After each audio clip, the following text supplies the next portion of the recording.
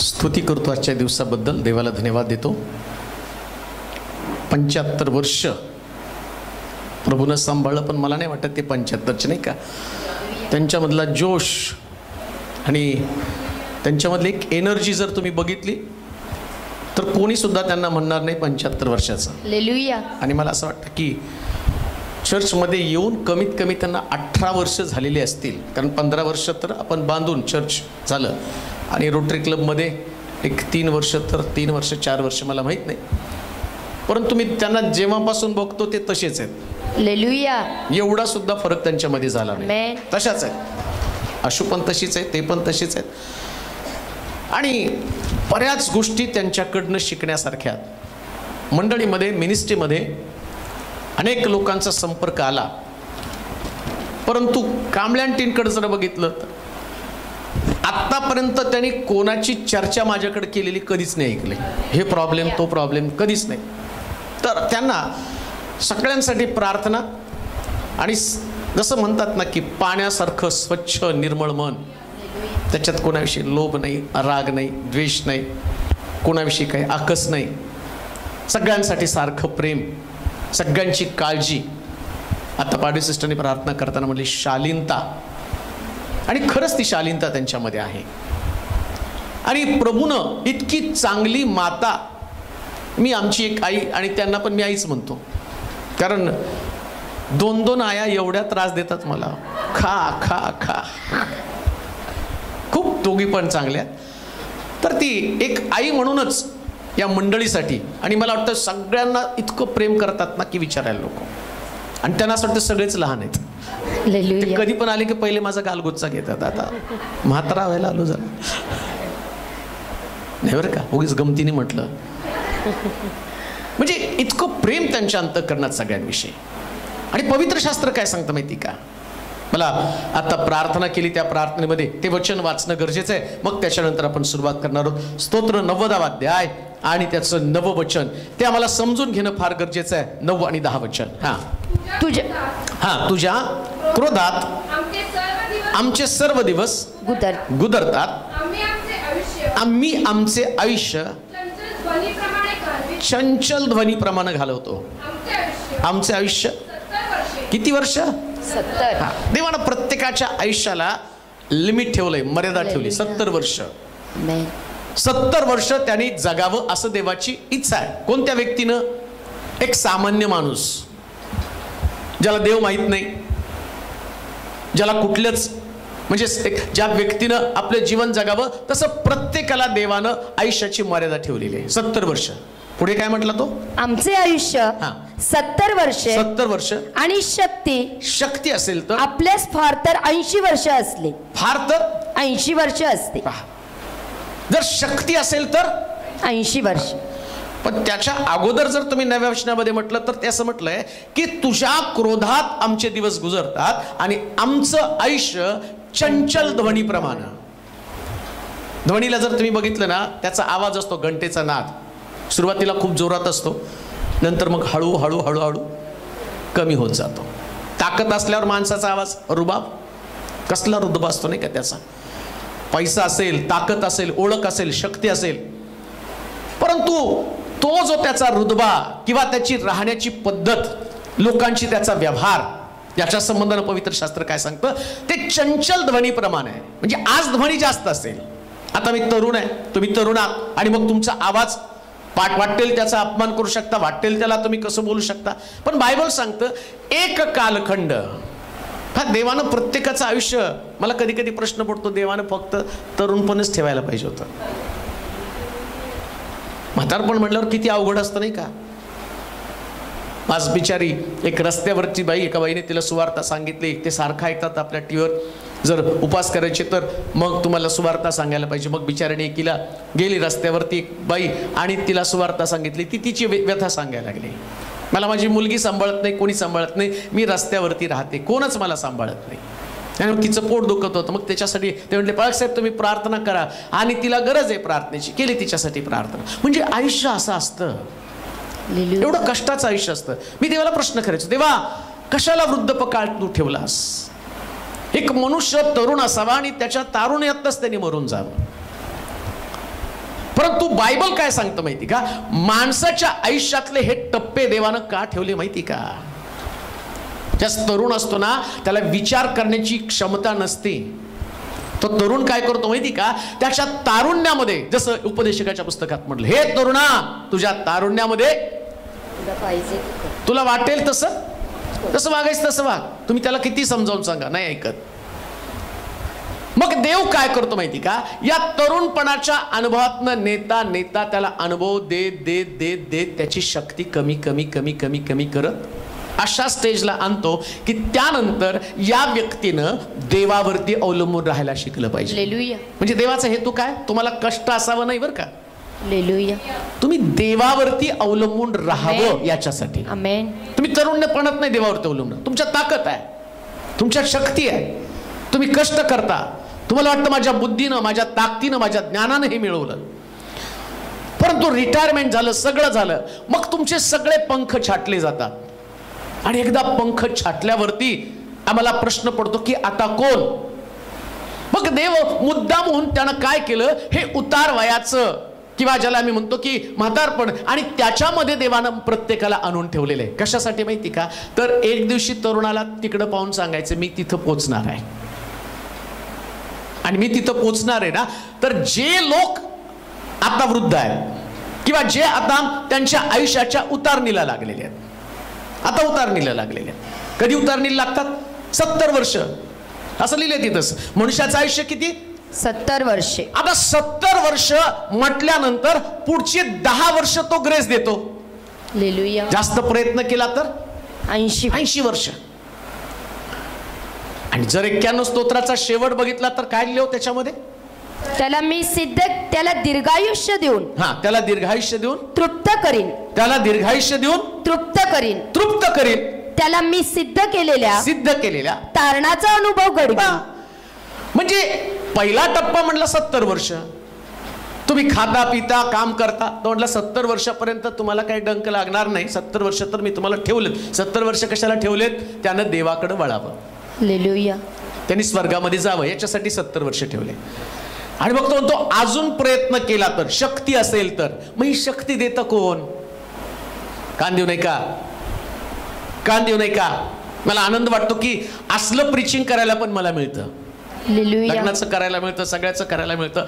आणि मला हे जे देवाना आशीर्वाद या लोकांमध्ये ठेवले आणि ते आमच्यामध्ये, ते आशीर्वाद आम्हाला समजावून घेणं फार गरजेचं आहे.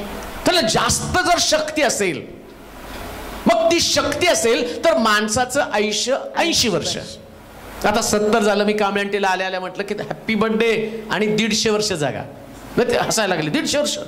म्हटलं आता तर 150, बघू पुढे वाढू अजून, वाढू अजून पुढे. काय 150च्या पुढे आपण काय करायचं ते एक्सटेंड करू. तुम्ही आम्हाला आशीर्वाद द्या, आम्ही तुम्हाला आशीर्वाद देतो. दीर्घायुष्य, कारण देवाच्या वचनात लिहिलं मी त्यास दीर्घायुष्य देऊन तृप्त करेल. आणि मी परवा वाचलं, एक शहर आहे, एक गाव आहे, ज्या राज्य आहे, आणि त्या राज्यामध्ये लोक 150 वर्ष जगतात. सगळ्यांचं आहे. त्यांनी ते दाखवलं त्या विमानच्या ऑफिसमध्ये. ते पासपोर्ट बघितलं, किती सालचा जन्म आहे तुझा, आणि तू अजून विमानात प्रवास करायला 150 वर्षानंतर. त्यांचं राहणीमान, कुठून आली त्यांना ही ताकद? आणि तिकडच्या लोकांचं वैशिष्ट्य काय? ते एकदम निखळ जीवन जगतात, निसर्गाच्या सानिध्यातलं आनंद उपभोगतात. तिथं रुसणं फुगणं टोचणं बोलणं काही नाही. मनुष्य का मरतो माहिती का? लवकर तो म्हातारा का होतो माहिती का? तो झुरतो. म्हणून मी त्यांना आल्यापासून बघतोय, मी म्हणजे सुरकुत्या पण नाही, जशाच्या तशाच आहे, झुरतच नाही ते कुणासाठी. तर प्रार्थना करतात, आराधना करतात. तर देव ही शक्ती पुरवतो. मग ती शक्ती कोण देणार आहे? 2 गोष्टी आहेत. जास्त शक्ती असेल तर 80 वर्ष, आणि 80 वर्षापर्यंत आता आंटीला आम्ही टिकवलं, मग त्याच्या पुढे तर म्हणतो मी त्यास दीर्घायुष्य देऊन तृप्त करीन. म्हणजे पहिला टप्पा त्यांचा 70 वर्षाचा, दुसरा टप्पा होतो 80 वर्ष. मग तो 80 वर्षाचा कोणी करायचा? त्यांची लेकरं आम्ही, तुम्ही नका, पण मी त्यांचा मुलगा आहे आणि मला त्यांच्यासाठी करावं लागलं. कशासाठी? त्यांना शक्ती द्यावी. शक्ती कशी देणार आहात? त्यांच्या भावना सांभाळणं. त्यांना काय बरं वाटतं, काय नाही, कुठं दुःखी आहे का, कुठं आनंदी असलं तर त्यांना उत्तेजित करणं, दुःखी असलं तर त्यांना सांत्वन देणं. आणि मला आनंद वाटतो, त्यांना काही दुःख झालं की पहिले रिक्षा धरतात, माझ्याकडे येतात आणि मला बरं वाटतं, रडत रडत येतात. असं झालं बसा. त्या आजारी पण पडल्या तर ते असे म्हणते, तिकडे जाऊन यायचं का हेडक्वार्टरला? मग ते इकडं हेडक्वार्टरला आल्याबरोबर म्हणलं काय झालं, असं असं, त्याला काय नव्हतं, बसा चहा प्या. हालेलुया. आणि एकदम फ्रेश होऊन जातात. मग ती अशी म्हणते, मुलाला भेटल्यावर झाली का शांती? बरं वाटतं मला, कारण आम्हाला शक्ती देणं आमचं काम आहे. आणि तुम्ही शक्ती देऊन 80 वर्षापर्यंत आणून ठेवलं.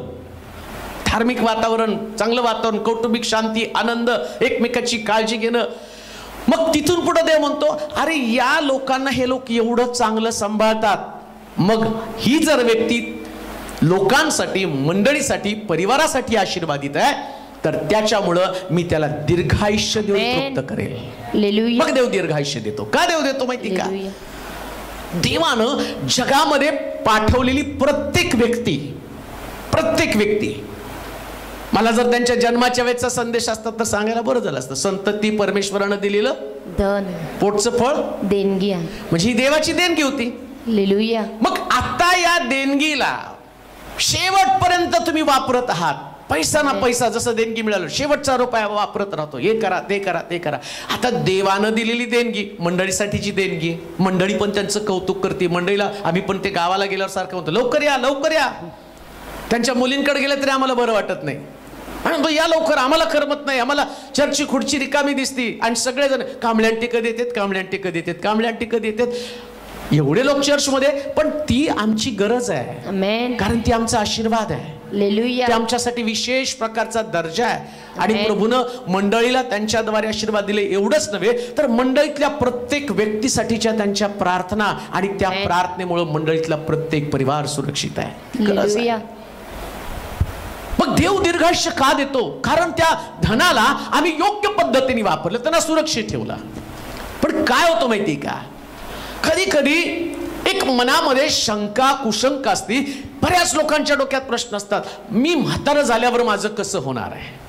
पण आज मी ते सिक्रेट, ते रहस्य तुम्हाला सांगून जाणार आहे. आणि मला असं वाटतं की त्याच्यानंतर सगळ्या वृद्ध लोकांना जोर येणार आहे. आणि तुम्ही ते घेऊन तुमच्या मुलांना वाचून दाखवायचं. वाचा ते वचन, म्हणजे तुम्हाला समजेल.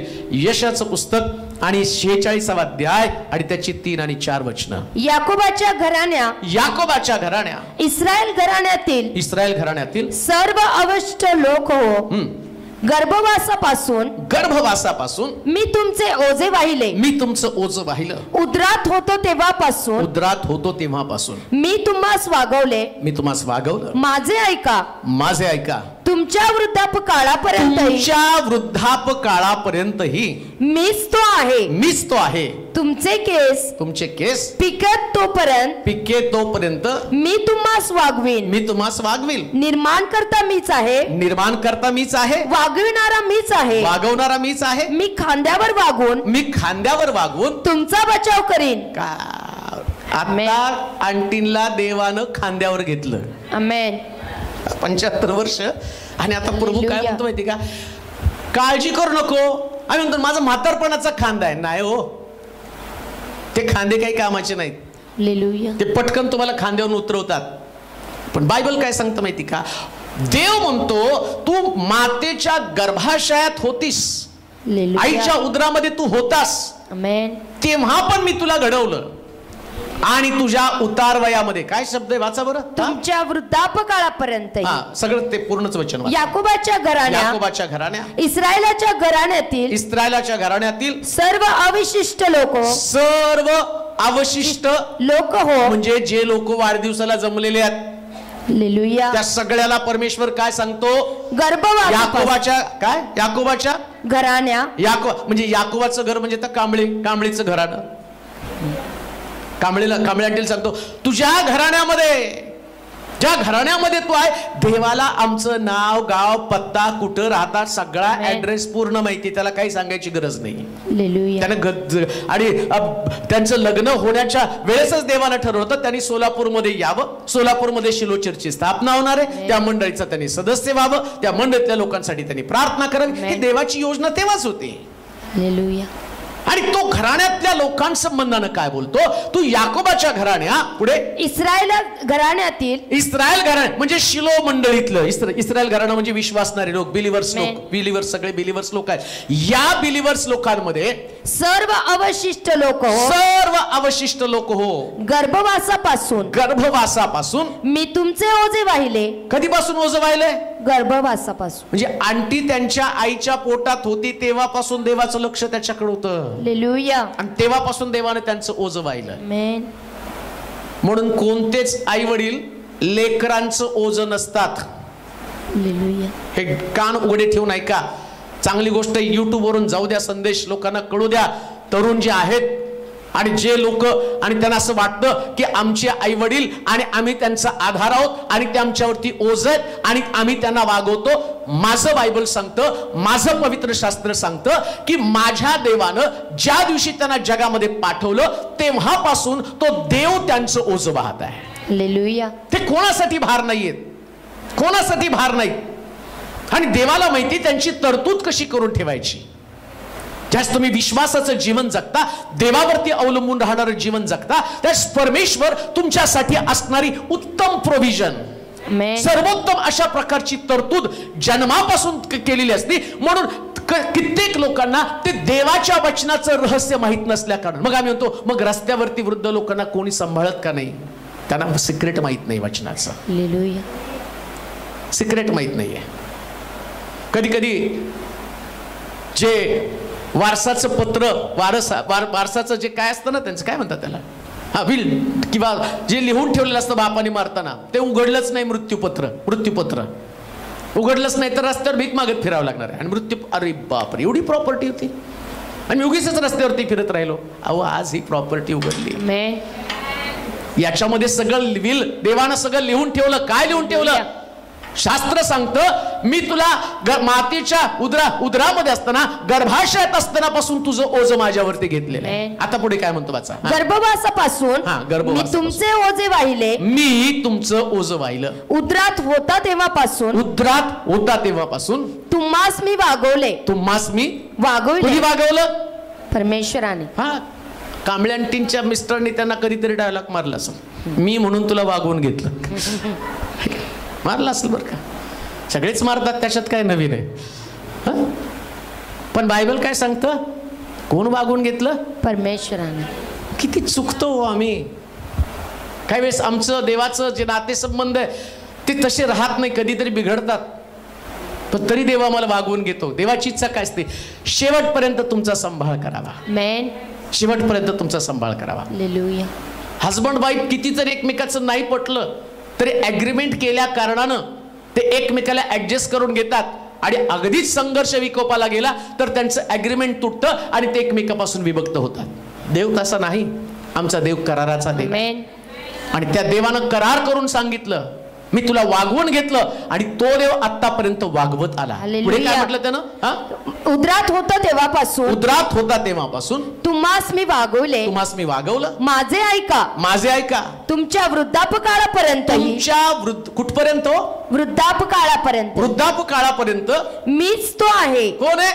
परमेश्वर. तोच मी आहे, तो नाही बदलला. देव कधी बदलत नाही. त्याची मनोवृत्ती, त्याचा स्वभाव कधी बदलत नाही. त्याचा पुरवठा, रक्षण करण्याची पद्धत, तुमच्या मदतीला धावून येण्याची पद्धत कधीच बदलली नाही. हालेलुया. अगदी तुम्ही मातेच्या उदरात होता तेव्हा पण तोच देव होता. आणि आता तो म्हणतो वृद्ध झाल्यावर पण मी तोच देव आहे, माझं नाही बदल झालेला आहे. मग तुम्हाला पावली तरुणपणी अनुभव आला, बालपणी तुम्हाला अनुभव आला. मग आता वृद्ध काळामध्ये तर तो म्हटला, मला माहितीये आता तुला जास्त मदतीची गरज आहे, तू वृद्ध झालेली आहेस. मग पुढे काय करतो पहा देव?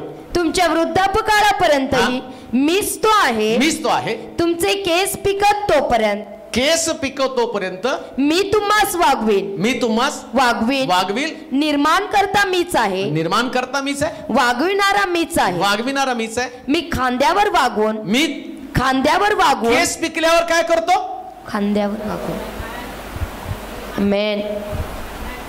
त्यांना माहिती ही मुलं जी आहेत ना ही खांद्यावर घेणार नाहीत. त्यांना असं वाटेल की आता हे आमच्यासाठी आणि अडचणीचं काम आहे. परंतु देव म्हटलं काळजी करू नकोस, त्यास मी तुला त्यांच्या आधारावरती नाही माझ्या खांद्यावरती घेऊन जाईल.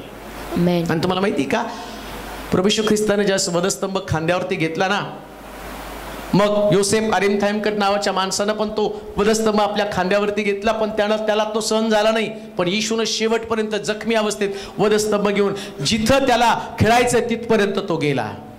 म्हणजे एकदा खांद्यावर घेतल्यावर तो शेवटपर्यंत कधी टाकत नाही. हालेलुया. म्हणून कांबळे आंटीसाठी सगळ्यात उत्तम वार्ता काय असेल तर तो म्हणतो आता तो दुसरीकडे तिसरीकडे कुठं नसून परमेश्वराच्या खांद्यावरती आहे. देवाच्या खांद्यावरती तुम्ही आहात. आणि लक्षात घ्या सगळ्यात मजबूत जागा जर कोणती असेल तर देवाचा खांदा.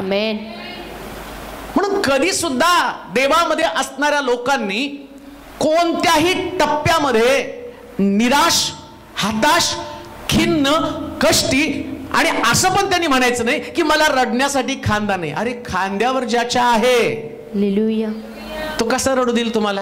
आमेन. ती लेकर पार रडायला लागले ना फार त्याला शांत करण्याची एक पद्धत असते.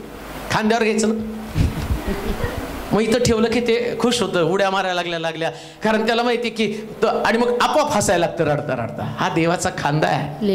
एकदा तुम्हाला खांद्याला घेऊन बसला ना मग तुमच्या जीवनामध्ये तो रडू येऊ देत नाही तर बायबल सांगतो तो हसू देतो, तो हसवतो. आता तुम्ही देवाच्या खांद्यावरती आहात. मग हे 70 वर्षानंतर तुम्ही 80 वर्षापर्यंत त्यांना वाढवलं आणि त्याच्या पुढे जर तुम्हाला कोणता खांदा नसला तर दीर्घायुष्याचं फॉर्म्युला काय? तुम्ही कोणाच्या खांद्यावर बसू नका, देवाच्या खांद्यावरती बसा. मग तो म्हटलं मी तुला दीर्घायुष्य देऊन तृप्त करीन. मी त्याच्यासाठीच म्हटलं योसेफ अरिमथाईमकरने तो खांदा घेतला, क्रूज घेतला, मध्येच टाकून दिला. आशू किंवा मी जर म्हटलं तर तुम्हाला मध्येच सोडून जाईल. लिमिटेशन्स आहेत. आशूचं लग्न झाले की ती गायब, मी मीटिंगला गेलो मी गायब. मग कोण आहे त्यांना सांभाळणार?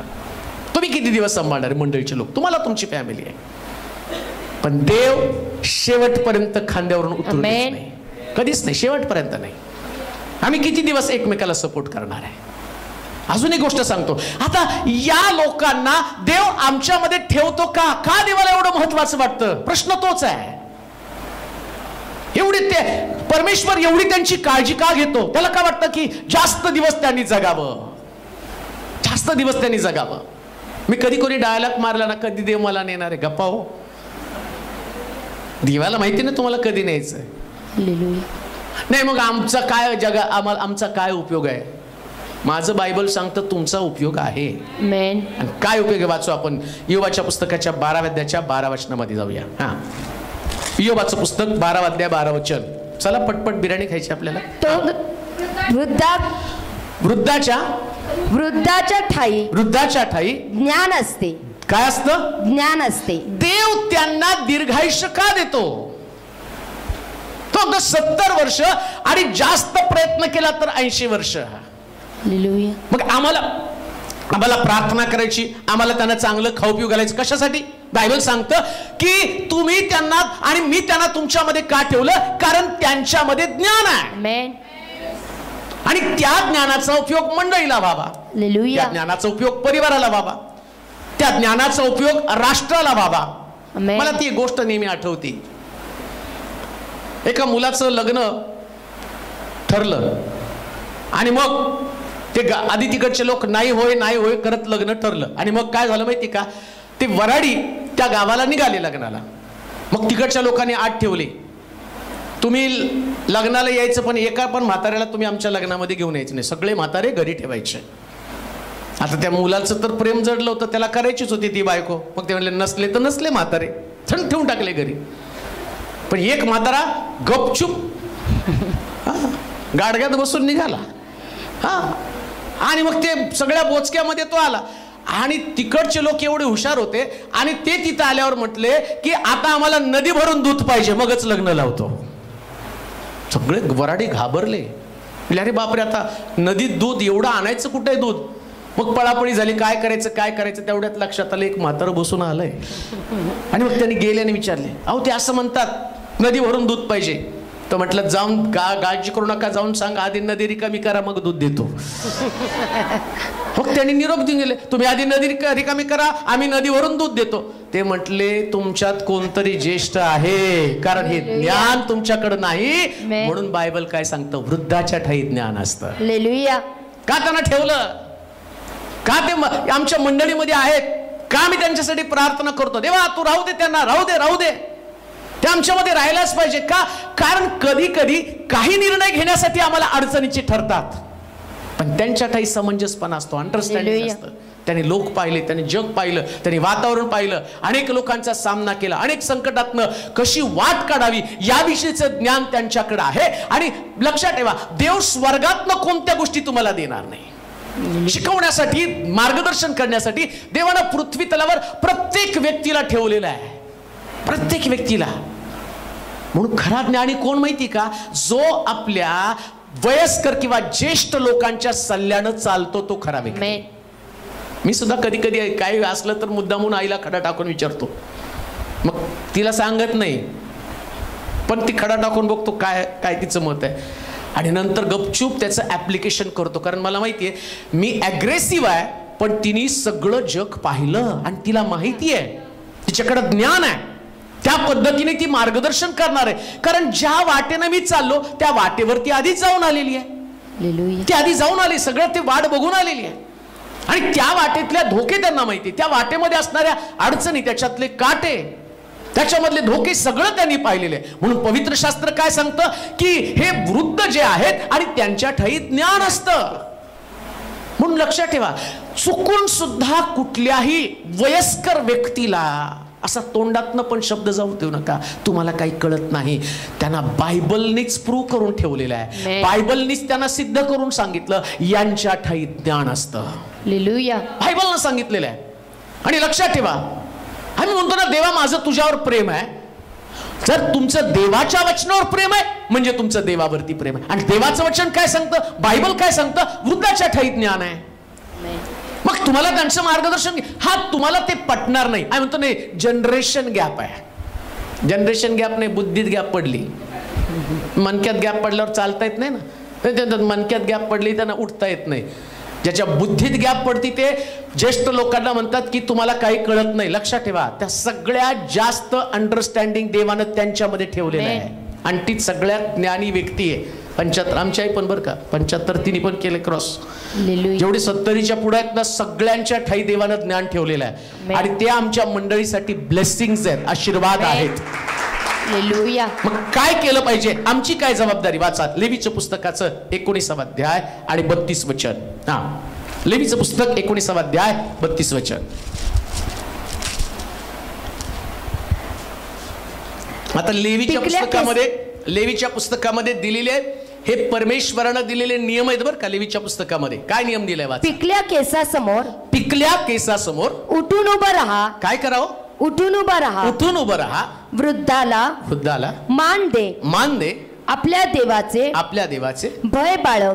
आपल्या देवाचं भय बाळगायचं असेल तर, किंवा जो देवभीरू व्यक्ती आहे, किंवा ज्याचा देवावरती विश्वास आहे, किंवा जो म्हणतो मी नीतिमान आहे, मी सात्विक आहे.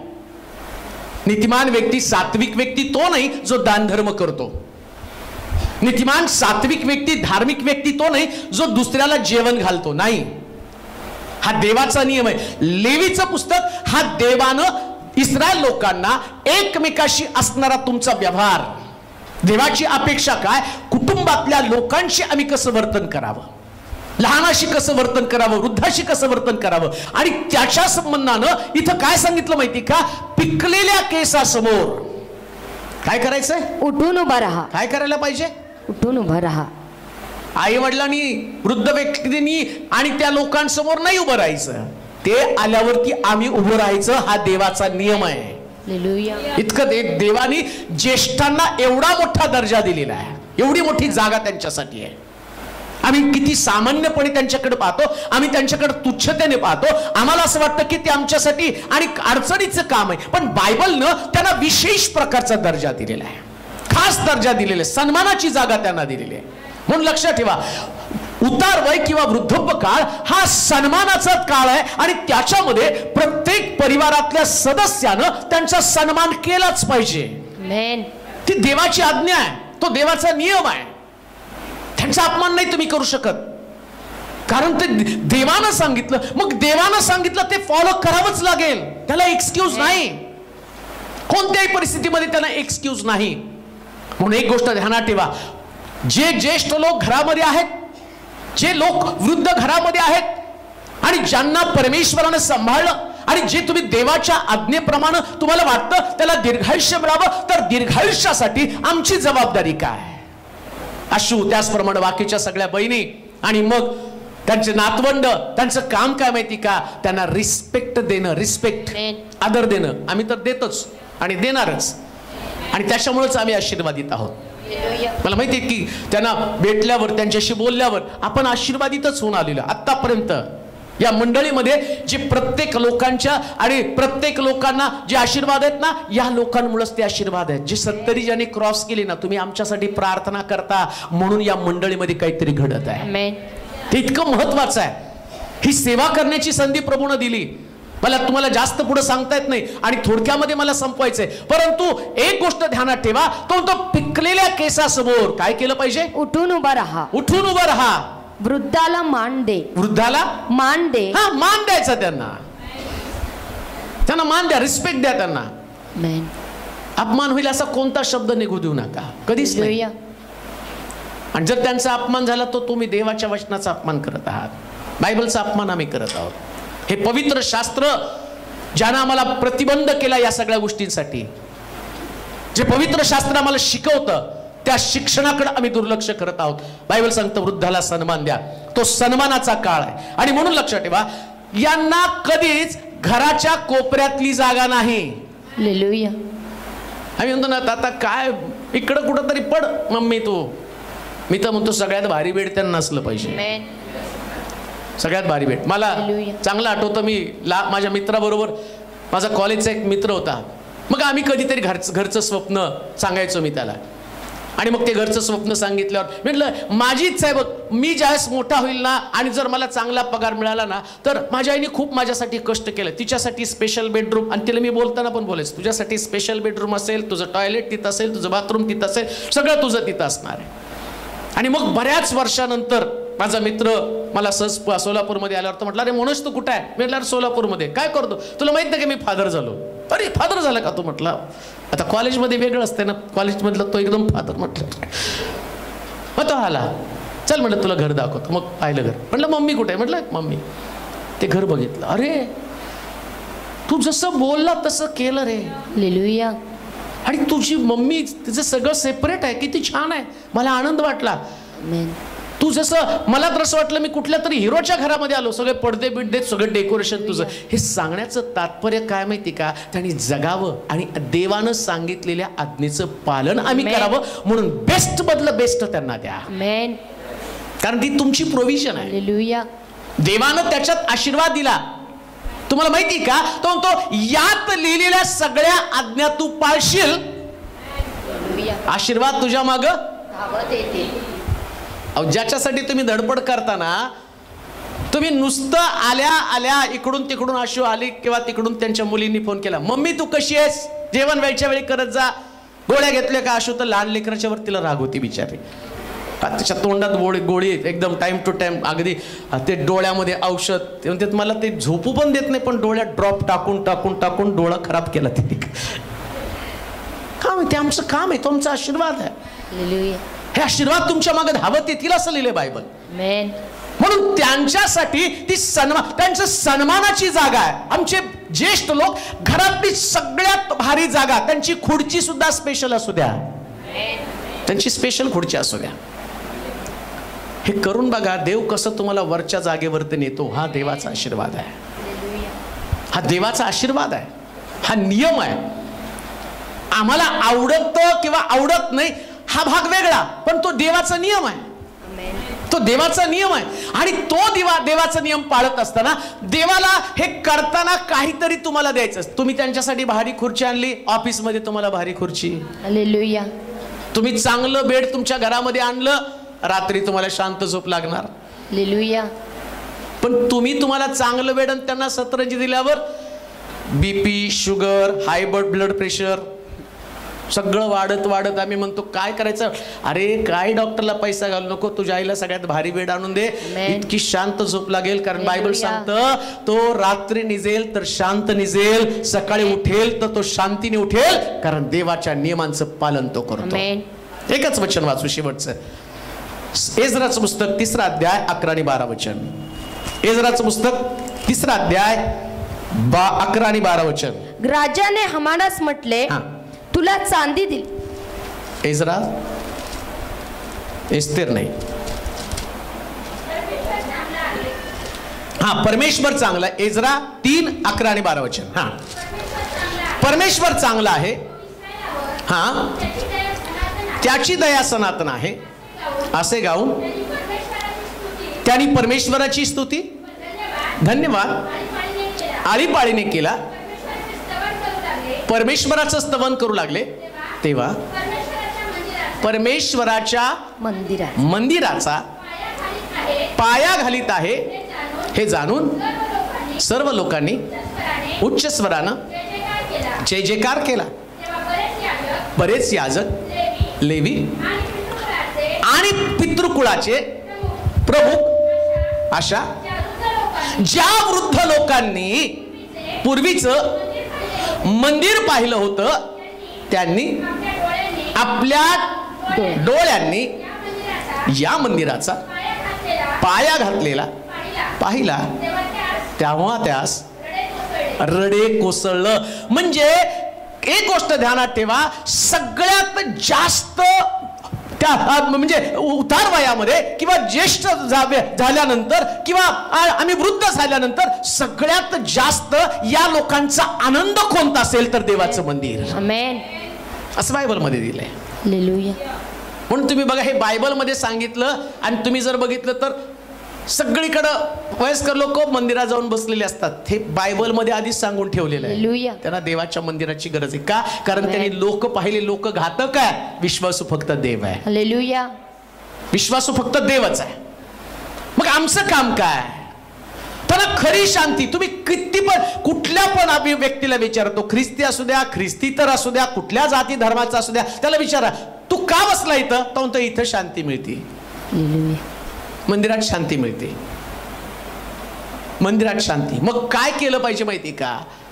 काहीही झालं तरी त्यांना देवाच्या मंदिरापासून, देवाच्या सानिध्यापासून कधी वंचित करायचं नाही. हालेलुया. कधीच नाही. हे का मी तुम्हाला सांगतो माहिती का? ही घरामध्ये असणारी वृद्ध व्यक्ती ही काम करण्यासाठी नाही. हालेलुया. लक्षात ठेवा, त्यांना काम नाही सांगायचं. मग काय करायचं? त्यांना देवाचं सानिध्य देण्यासाठी. मी नेहमी आमच्याला रागवतो, वडवड करू नको, अजून एक बाई कामाला लाव, पण तिची एवढी वडवड असते की विचारायला नको. ते एवढा पगार कशाला, 2 माणसाचं जेवण, अरे जास्त दिवस जगशील. वडवड केली तर नाही जास्त दिवस जगणार. पण माझी इच्छा, काय करू नको, बायबल वाच, प्रार्थना कर. मला माहिती तू जेवढं बायबल वाचशील, प्रार्थना करशील, तेवढी एनर्जी मला मिळेल. हालेलुया. त्यांना देवाची गरज आहे. त्यांनी तुमच्यासाठी कष्ट केलं. आता बसल्या जागेवरती त्यांना सगळं, त्यांनी ऑर्डर केली रे केली. मी तर म्हणतो त्यांनी ऑर्डर करावं. मी नेहमी आमच्याला विचारतो, तुला काय पाहिजे? तिचं 12 महिने असते, काय तुला लागतं ते घेऊन ये. आणि मलाही काय लागत नाही, तिलाही काय लागत नाही. प्रॉब्लेम आमचा हाच आहे, मलाही काय लागत नाही, तिलाही काय लागत नाही. पण त्यांना त्यांचा शब्द पडू द्या. आणि लक्षात ठेवा, हा आत्मा जो आहे ना, मानवाला दिलेला सगळ्यात मोलवान देणगी काय असेल तर मानवाचा आत्मा. हालेलुया. आणि ज्यावेळेस हा आत्मा प्रसन्न होतो ना, एक गोष्ट ध्यानात ठेवा, देवानं सगळे आशीर्वाद या वृद्धांकडे ट्रान्सफर करून दिलेले आहेत. आमच्याकडे नाही ठेवले, आमच्याकडे नाहीच ठेवले. ते त्यांनी आशीर्वाद दिले तर आमच्याकडे येणारे. म्हणून आम्ही पाहतो, याकोब म्हातारा झाल्यावर त्याच्या मुलांना आशीर्वाद द्यायला लागला, अब्राम त्याच्या मुलांना आशीर्वाद द्यायला लागला, इसाक त्याच्या मुलांना आशीर्वाद द्यायला लागला. हे आशीर्वाद या वृद्धांकडनं ट्रान्सफर होत असतात. देवानं त्यांच्याकडे ठेवलं का? कारण हे देवाच्या मंदिरात, देवाच्या सानिध्यात राहतात. आता ते जगाला विटून गेलेले असतात. त्यांना देवाच्या सानिध्याचं महत्व असतं. ते देवाच्या जवळ राहतात आणि त्याचा परिणाम काय होतो? देवाच्या अधिक जवळ राहिल्या कारणानं ते आशीर्वादित होतात. त्यांचं कनेक्शन देवाबरोबर जास्त आहे. म्हणून एक गोष्ट लक्षात ठेवा, कधी सुद्धा घरातला ज्येष्ठ व्यक्ती त्याच्या डोळ्यात अश्रू कधी येऊ देऊ नका. कधीच नाही, कधीच नाही, कधीच नाही. त्यांनी रडावं असं कधीच घडू देऊ नका. त्यांची काळजी घ्या, त्यांचं संगोपन करा. हा त्यांच्या सवयी लहान लेकरासारख्या झालेल्या असतात. आणि बघा, कातडी सुद्धा लहान लेकरांसारखी नंतर मऊ मऊ मऊ मऊ बनायला लागते, नाही का? अगदी ज्येष्ठ झाल्यावर मग पैसे लहान लेकराला थोडंसं केस असतात. खूप वयस्कर झाल्यावर त्यांच्या डोक्यावर थोडेच केस राहिलेले असतात. मग एकदम एंडला आता मरण्याच्या पंथास आले, लहान लेकराला सुरुवातीला दात नसतात, यांचे पण दात गायब झालेले असते. देवाने तो टप्पा ठेवलेला असतो. कशासाठी? तुम्ही लहान असताना तुमच्या आई वडिलांनी तुम्हाला कसं सांभाळलं, आता हे लहान लेकरू तुम्हाला सांभाळायचंय. काढून टाकतो देव सगळं. खरं तुम्हाला सांभाळलं का नाही? तुम्हाला दात नव्हते, त्यांनी चुरून घातलं, चारलं त्यांनी. आणि तुम्हाला दात नव्हते, डॉक्टर सांगितलं सूप द्या, मग त्यांनी मटणाचं सूप पण करून तुम्हाला. मग तुम्ही का नाही करू शकत? का नाही? मुद्दामून देवाने हा टप्पा ठेवला. कशासाठी? त्यांनी हे सगळं करत ते जेवत असताना तुम्ही त्यांना, आणि ते जेवण चुरून चुरून देत आहेत. तिकडं ते तुम्ही जेवण चुरताना त्या आईच्या तोंडातनं, वडिलाच्या तोंडातनं एक आशीर्वाद बाहेर पडत असतो. देवा, माझ्या लेकराचं भलं कर, त्याला चांगलं आरोग्य दे, यशाचं शिखर काबीज करण्यासाठी माझं लेकरू सगळ्यात उंच स्थानावर दे. आणि तुम्ही तो घास चुरताना साधं सुद्धा नाही, तुम्ही आशीर्वादित होत असता. म्हणून हे आशीर्वाद कधीच जाऊ देऊ नका, कधीच नाही. म्हटलं शक्ती असेल तर 80 वर्ष, आणि मग तो काय म्हटलं, मी त्याला कसं दीर्घायुष्य देणार आहे? वृद्धप काळामध्ये देवाच्या मंदिरात. लिहिलं मी आता, वाचून दाखवलं तुम्हाला. ते एन करा वाचून ते वचन. परमेश्वर चांगला आहे, परमेश्वर चांगला आहे, व इस्रायलावर त्याची दया सनातन आहे, त्याची दया सनातन आहे, असे गाऊन त्यांनी परमेश्वराची स्तुती व धन्यवाद आळीपाळीने केला. ते परमेश्वराचं स्तवन करू लागलं. तेव्हा परमेश्वराच्या मंदिराचा पाया घालीत आहे हे जाणून सर्व लोकांनी उच्च स्वराने जय जयकार केला. तेव्हा बरेच याजक लेवी आणि पितृकुळाचे प्रमुख अशा ज्या वृद्ध लोकांनी, पहा तुम्हाला कळतं का? तुम्ही वाचताना एक गोष्ट लक्षात आली का? याजक, लेवी आणि वृद्ध. काय दर्जा आहे त्यांचा? याजक, लेवी, वृद्ध आणि ज्येष्ठ लोक. म्हणजे याजक जसा आशीर्वाद देतो, लेवी जसा आशीर्वाद देतो ना, तसं कांबळे आंटी त्या असणाऱ्या लेवल वरती आहेत. या मंडळीसाठी ते आशीर्वाद आहेत. म्हणजे माझ्या बरोबर कोण आहेत? ते आशीर्वाद आहे. आणि किती सुंदर आहे, मला आनंद वाटतो. तेव्हा सुद्धा मंदिर बांधताना त्याचा पाया घालताना ते होते, आणि याही मंदिराचा पाया घालताना आंटी होत्या. हे मंदिर बांधताना त्यांनी पाहिलं हे कसं बांधलं, काय केलं. आनंद वाटतो. ते आमच्या बरोबर आहेत, अजून बरेच वर्ष आमच्या संगती राहणार. अजून एक मंदिर बांधू, आम्ही मोठं करू, त्याचा पण पाया घालताना ते असतील आणि त्यांना आनंद होतील का? तेव्हाचं मंदिर पाहिलं, आता किती भव्य मंदिर परमेश्वर बनवत आहे. आणि शास्त्र सांगतं म्हणून त्यांना देवाच्या मंदिरातच ठेवायचं, दुसरीकडे कुठंच नाही. मुंबईला जाऊच नका, इथंच राहायचं. त्यांनाच येऊ द्या इकडं. आमच्या इथं लय भारी डायलॉग असतो, ज्याला भेटायचे त्याने इकडे यायचं. मी तिकडे येऊन धडपडणार नाही, माझा पाय मोडून घेणार नाही. आणि तुम्हाला यायचं तर मला येऊन भेटा, नाहीतर येऊ नका. अगदी स्पष्ट शब्दामध्ये. आणि मग गपचूप चुमीट नाक दाबत सगळे तिला भेटायला येतात का?